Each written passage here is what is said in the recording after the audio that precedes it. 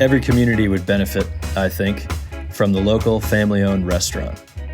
It can give a place distinction, allure, character, and it feels good to support those spots, like you're contributing to and benefiting from something worthwhile and meaningful. Today's guest, Tom Dann, is well-versed and deeply experienced on this topic. An owner of 5 restaurants in the Ventura, Camarillo area of Southern California, through decades of impressive persistence and creativity, Tom has been on a decades-long mission to be a positive force in the neighborhood, providing something useful and tasteful to his loyal customers and enjoying the ride along the way. Valentino's is a little mom and pop that's been around since 1983, and it's a family-run business from all the kids to Tori and myself, and it's a take and bake pizza and deli. We make everything from scratch, fresh doughs, fresh cut salad every day. We make all of our own sauces from scratch. We even make our own mayonnaise, our Caesar dressing, our blue cheese dressing. All of them are made in-house by scratch. It is a take and bake extravaganza. Valentino's goes above and beyond in more ways than one. So if you're in Ventura, make sure you stop in at Val's. You won't be disappointed. We jumped in and I asked Tom about how he got into the restaurant business. So originally, I was 12 years old and I worked in a pool hall. And in this pool hall, they served hot dogs and subs and such. And I went around and collected dimes from the guys who played pool. And they had to give it to me in my little apron. Then in high school, Tom worked at a sub shop. Eventually, as he got older, he sold beer. He worked at a restaurant as a maitre d'. He continued to learn the business of serving and delighting his customers. And Tori, his wife, did too. Being a salesman, you really learn service. And then being a waiter, you really learn service. Eventually, Tom and Tori decided to try it themselves, and they bought Valentino's in Ventura from the original owner. The first year, the thing started to blossom. The second year, it really boomed, and that was when we both realized I needed to focus all my time and effort back to the restaurant business, because the two of us combined really made the whole package, both service and product, run well. And then the business continued to blossom because we're just one little community, really. And so Valentino's took off. And so I thought, I'll open another one. Then I said, I'll open another one. I was hustling. Yeah. I was really hustling in those days, trying to maintain all of that and finish out getting the kids up through college, out of high school and into college. Yeah. So, I mean, that's a good segue. Let's talk about that, the hustle. I mean, I can only imagine.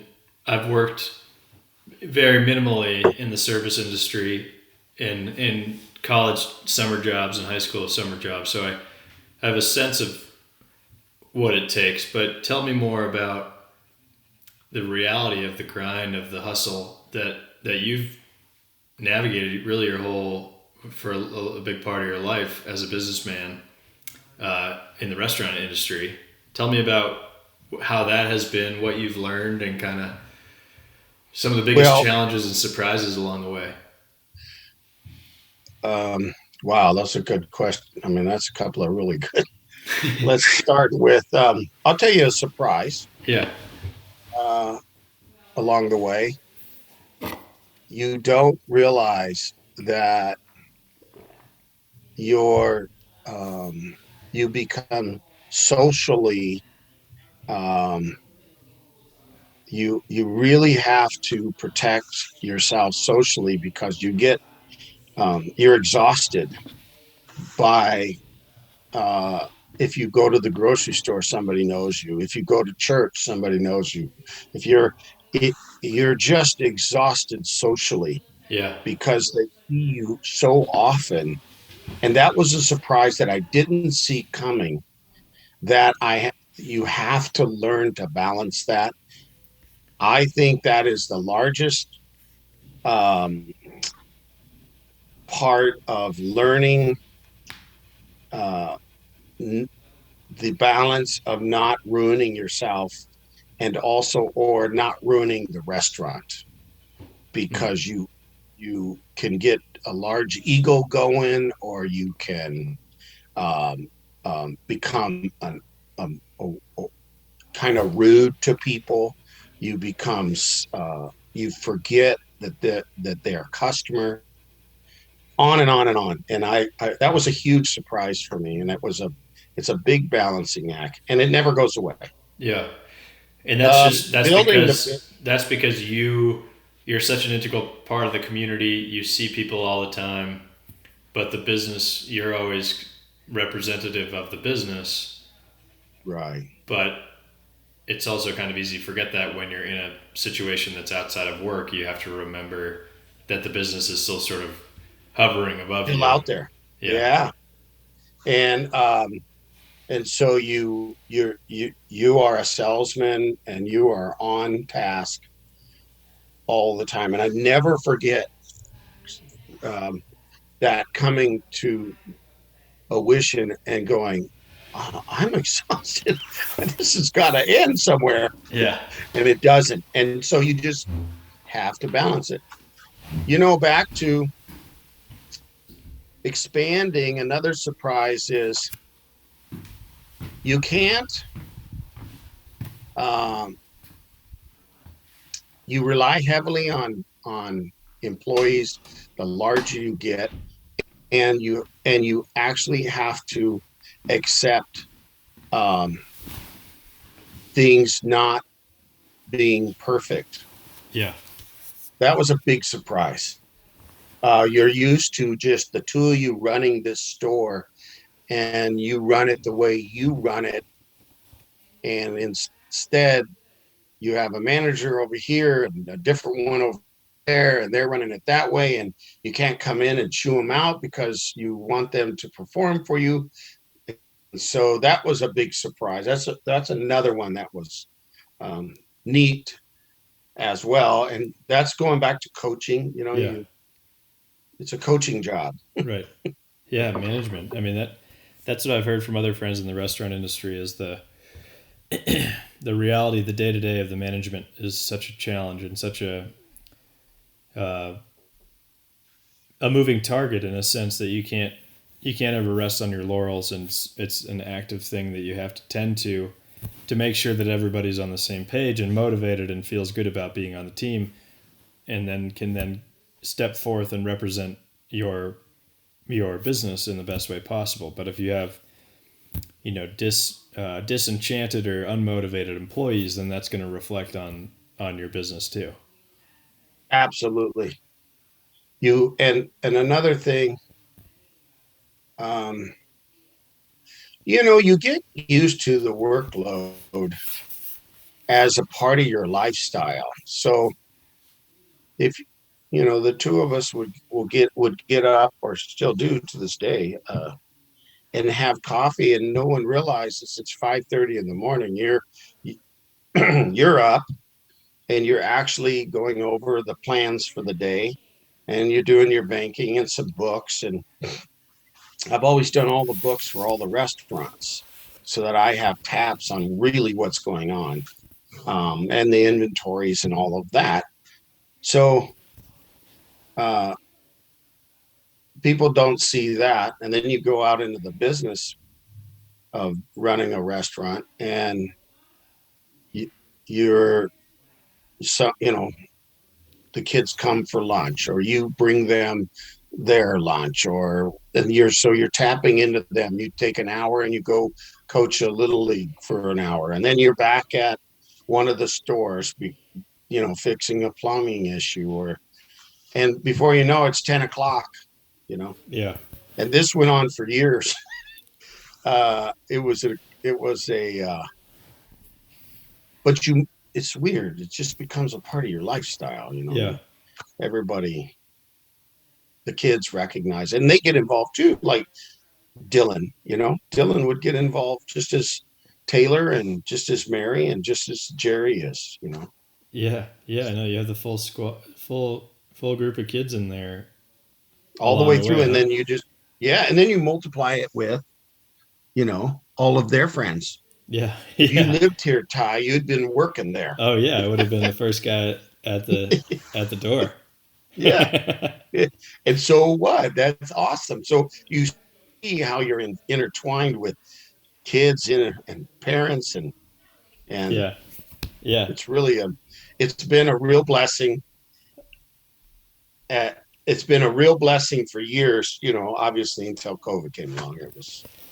That yeah, changed the game. yeah. So, well, I appreciate the way you describe all that. I think what's so neat about Val's, and there's some restaurants in the town I grew up in, Crow Point Pizzeria coming to mind, but that are real community, small business, family owned community spots, and without those types of places, uh, an area doesn't have any nuance or character. If it's all Mm-hmm. just chains, then there's nothing really redeeming about a spot, and it's amazing how much an establishment like Val's adds to the feeling of a place, the value of a place, the character of a place. So I commend you for bringing that to the community of Ventura. And I think the idea that you led into it with, you wanted to be part of the community, adding to people's lives in a positive way, and just being ingrained in people's lives in that area. And I think a sub shop, a pizza shop, is a staple. There has to be a staple of that in any Oh community. yeah. So Many, um, many, many donations. Many, many, many donations yeah, of pizza parties yeah, to schools, fundraisers. Schools counted on us for fundraisers yeah, everywhere. yeah, Um, that was a big part of the whole package of knowing everybody. You go to this school and you got a fundraiser that they're able to make $300, and all they were looking for was $300. yeah.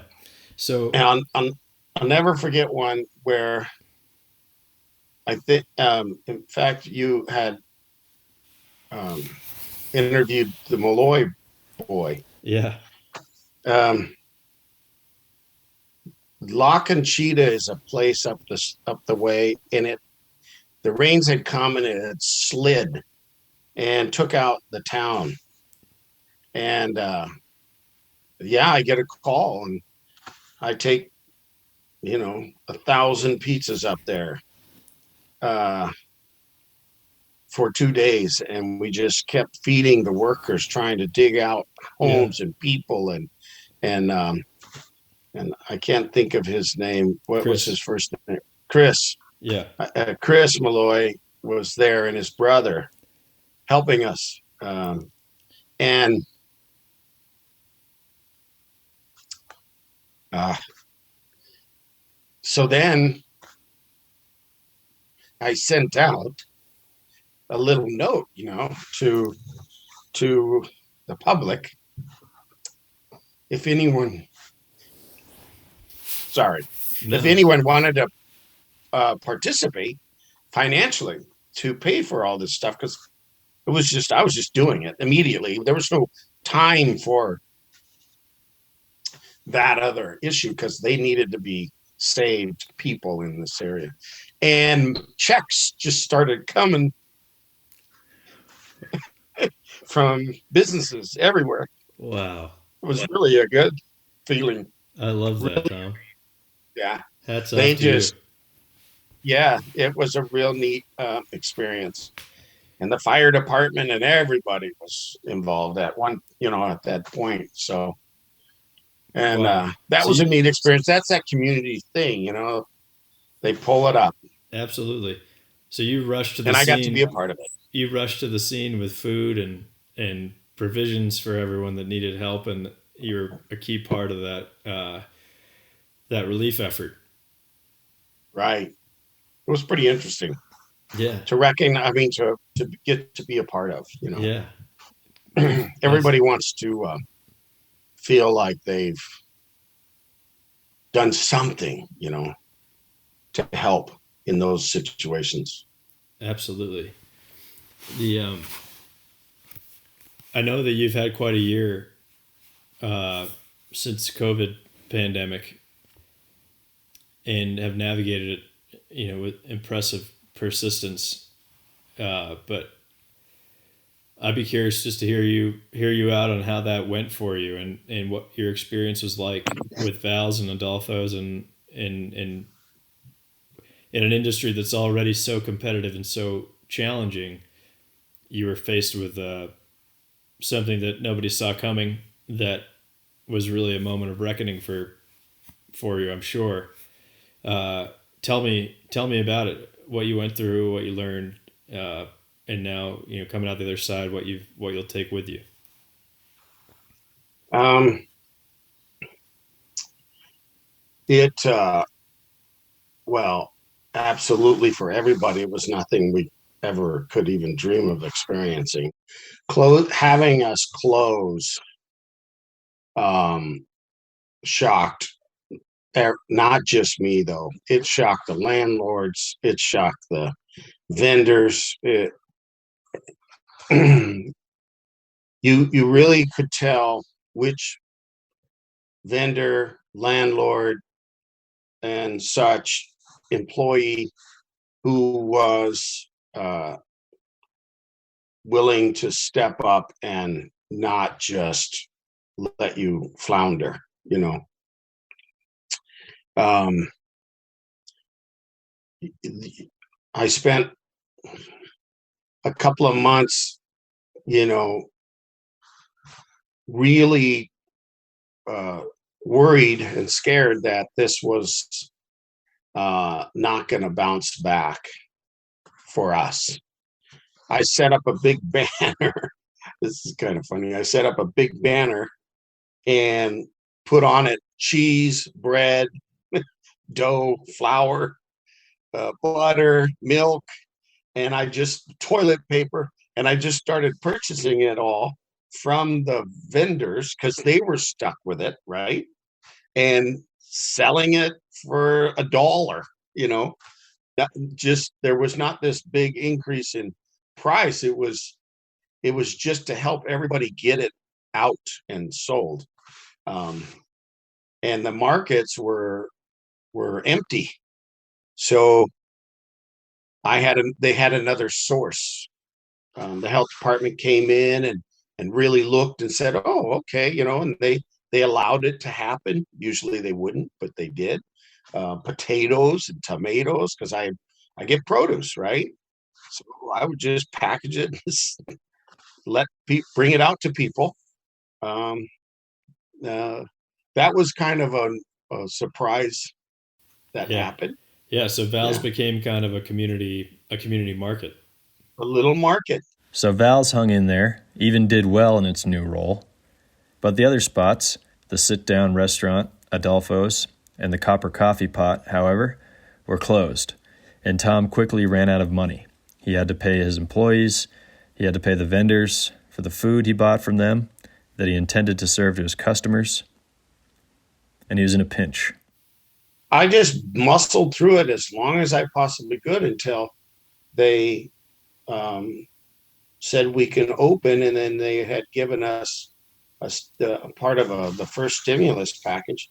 And I think you had asked earlier about what I had done wrong. I think if I would have known 2020 hindsight, I the first package. I know this sounds rude, but I just wouldn't have hired everybody back. I would have slowly, okay, we're doing this much business. Let's get another person on. But I just brought the whole thing back, refilled the restaurants with product and employees, and it started to like creep up. So I thought, okay, it may creep up, and then they closed us for the second time. And when that happened, I was